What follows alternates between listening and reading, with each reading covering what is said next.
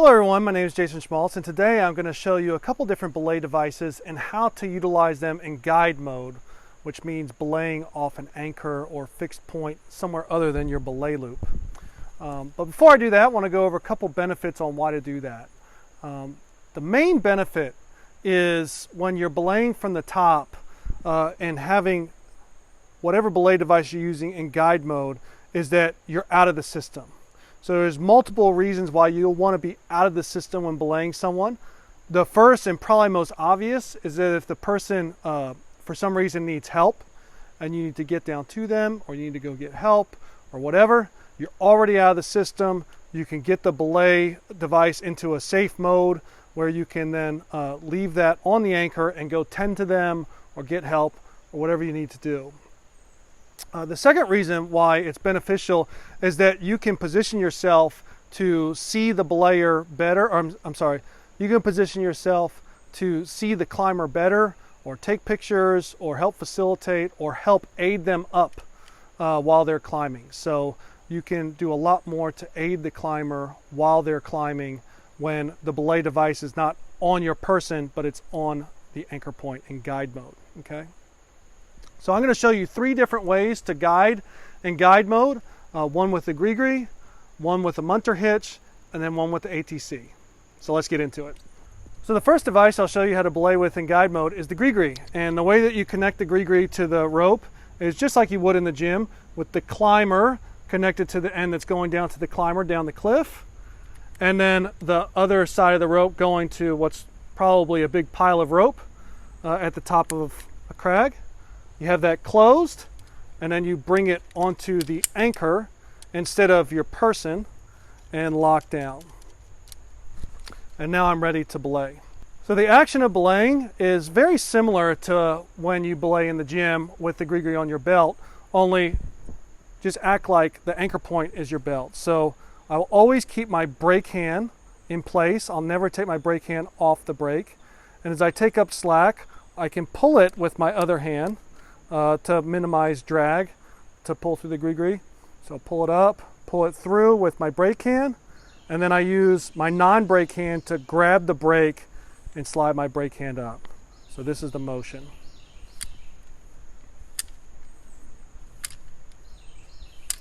Okay.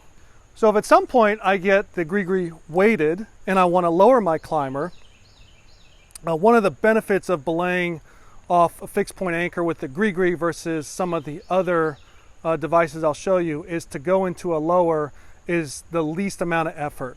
So in the gym, if you remember, when we go to lower with the GRIGRY, the rope goes like this and makes a Z, okay? And then we pull the lever back. So we want to do that same thing with the anchor, only we have to use some carabiners and our tools to make that Z. So I'll take a non-locking carabiner. It's okay for it to be non-locking because this is not safety critical. And I can connect this carabiner somewhere on the anchor above.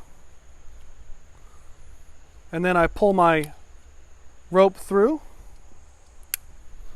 And now you can see I've made my Z, okay?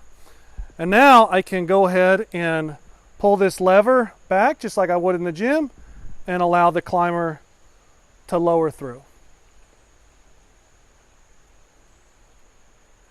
At any point I can stop if the climber wants to stop, regain their footing, and I can start belaying them again.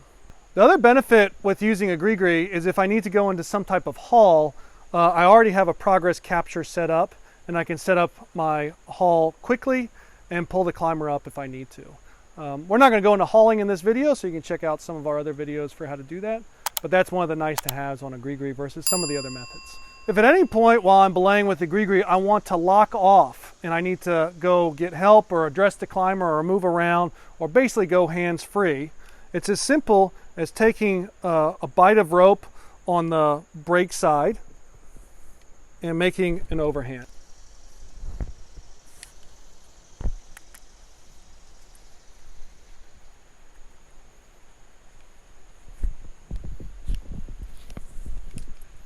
I want to make this overhand as close as I can to the GRIGRY. You don't want to have it too far away because if the GRIGRY were to fail or become unweighted, where a rope could pass through, there could be a decent shock load to the system. So you can see I have about 3 or 4 inches here, and that's perfect. So the second way to belay in guide mode, and probably one of the most efficient and quick ways that you can use in like class 4, easy class 5, is with a munter. So for a munter, the only thing you need is a carabiner and a rope. And I have the climber on this side of the rope, and so this side therefore will be my brake. So the way I can tie that quickly is if I look at the gate as the front orientation, I put the rope through the gate, and then I take the brake strand and go through the back, go around, and come back up into the gate a second time. Lock that down. And now I have a munter belay, or a munter hitch. Okay, and the way that you know it's tied correctly is that you can see it flip when you switch orientations like that. Okay. And so now I can belay my partner up in a similar action as with the grigri. So again, pulling down with my brake hand and then slide up. Down with brake hand, slide up. Oops, messed up there. Now if the munter becomes weighted and I need to lower my climber, I can lower them off of this, but it's important not to lower without a backup, because there's no backup currently. If I were to accidentally let go of this rope would just go through the munter uninhibited. So what's important is that I take my third hand and I'll just do an auto block.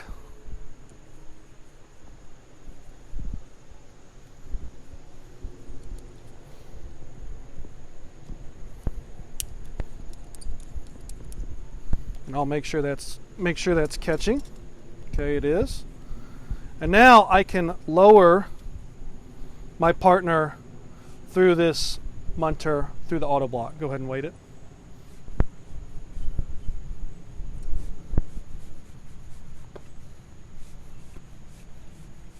Okay. And you can see I can get it going pretty steady. Okay. If at any point in time while I'm belaying I need to go hands-free with a munter, I can just tie what's called a munter mule. So if I have the munter weighted already, which is what I want, I'll take the brake end, make a loop like that, and then take a bight of rope and put it through the loop, which is basically a half hitch. Now once I have my half hitch, I take that bight that I have the hitch with and I just do an overhand.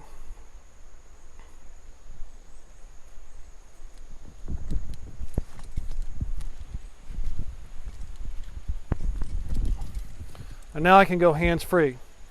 What's important when you tie this knot is that you try to stack the 3 knots as close together as possible, okay?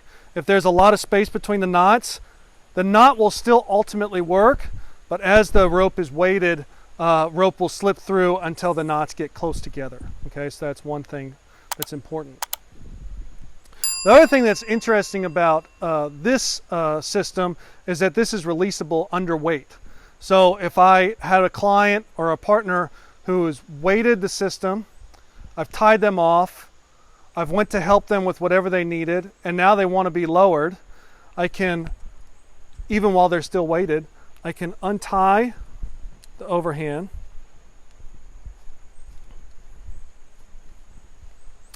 and then I can pull the half hitch through. One thing that's important is when I pull this through, there's 2 things. I want to pull it down in brake mode, and I also want to try to silence it. If I pull it through, it's going to pop, but if I put my hand on it, that'll help to kind of silence it so that my climbing partner doesn't get scared. So I'll go 1, 2, 3. And you can see I've pulled it in brake mode, and now I can set up my lower. Okay. The last belay device I'll show you how to do guide mode on is the ATC. I wouldn't recommend using the ATC in guide mode unless you have a lot of experience with it, because when it comes to lowering or doing any kind of hauls or anything, it can be somewhat complicated to set up. But anyway, the way that you set it up is go ahead and look for the grooves. Of course, you want those to be on making contact with the brake side of the rope, and then the climber side coming down like that. So I have it set up just like I normally do in the gym, and I'll go ahead and clip it to my master point, but I clip through that big loop right there versus through the cable. I lock that down, and then I take another carabiner and I clip that through the cable in the rope. And that acts like the carabiner that I normally use in the gym off my belay loop. Okay? And so now I'm ready to belay with this device. And you do it similar to the way that you do in a gym, which is to pull the rope through, grab, slide your brake hand up. The advantage of utilizing ATC in guide mode is that it becomes an assisted braking device like a GRIGRY. As the rope is weighted, the climber's rope will cinch down on the brake side of the rope, and it basically locks itself. Now I still keep my brake hand on, but that's one of the advantages, is that you kind of get that built-in safety device. One disadvantage about the ATC that I highlighted is how do I lower from here? Because no matter how hard I try, I'm not going to be able to pull climber's rope through this. So there's a couple options. I'll show you two of the three. The third one is just a little bit too complicated for this video, but I'll put a link into a video that I showed how to do the third one.